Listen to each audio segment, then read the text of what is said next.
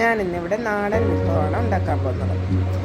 അതിനുവേണ്ടി ചേന, മത്തങ്ങ, വെള്ളപ്പയർ നമുക്ക് രാത്രിയിൽ വെള്ളത്തിലിട്ട് രാവിലത്തേക്ക് നമുക്ക് കുതിർത്തെടുക്കാം. അതിനുശേഷം അതിനു വേണ്ടി നമുക്കൊരു അരപ്പ് തയ്യാറാക്കാനുണ്ട്. അരപ്പിന് വേണ്ടി തേങ്ങ, വെളുത്തുള്ളി, കുരുമുളക് പൊടി, ജീരകം എന്ന് വെച്ചാൽ നല്ല ജീരകം, മഞ്ഞൾപ്പൊടി, ഒരു വറ്റൽമുളക്.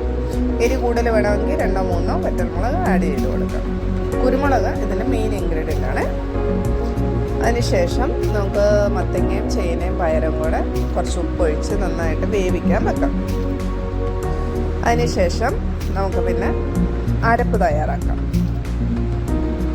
അരപ്പ് നമുക്ക് ഒരു മിക്സിയിലിട്ട് തേങ്ങയും മഞ്ഞളും ജീരകവും കുരുമുളകും വറ്റൽമുളകും വെളുത്തുള്ളി എല്ലാം കൂടെ നന്നായിട്ട് അരച്ച് നല്ല പേസ്റ്റ് പോലെ ആക്കി എടുക്കണം.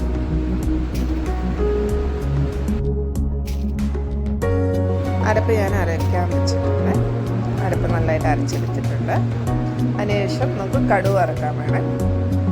കടുക് വറക്കാൻ വേണ്ടി ചെറിയ ഉള്ളി അരിഞ്ഞത്, കറിവേപ്പില, ഒരു വറ്റൽമുളക്, കടുക്, പിന്നെ കടുക് വറക്കാൻ ആവശ്യത്തിന് വെളിച്ചെണ്ണ. ഞാൻ വെളിച്ചെണ്ണ യൂസ് ചെയ്യുന്നത്. മത്തങ്ങയും ചേനയും പയറും നല്ലതായിട്ട് വെന്ത് വന്നിട്ടുണ്ട്. അത് നമുക്കൊന്ന് ചെറുതായിട്ട് ഉടച്ചു കൊടുക്കാം. അതിനുശേഷം അരച്ച് വെച്ചേക്കുന്ന അരപ്പ് ചേർത്ത് കൊടുക്കാം. അത് എന്നിട്ട് ഒന്നുകൂടെ നന്നായിട്ടൊന്ന് തിളപ്പിച്ചെടുക്കണം. ഒരുപാട് തിളയ്ക്കണ്ട. അതിനുശേഷം എണ്ണ ചൂടാക്കിയിട്ട് കടുകിട്ട് കൊടുത്ത് താളിക്കാൻ വേണ്ടി പിന്നെ ചെറിയ ഉള്ളി, കറിവേപ്പില, ഒരു വറ്റൽമുളകും കൂടി ഇട്ടിട്ട് അത് നന്നായിട്ട് മൂത്ത് വരുമ്പോൾ കറിക്കകത്തോട്ട് ഒഴിച്ചു കൊടുക്കണം.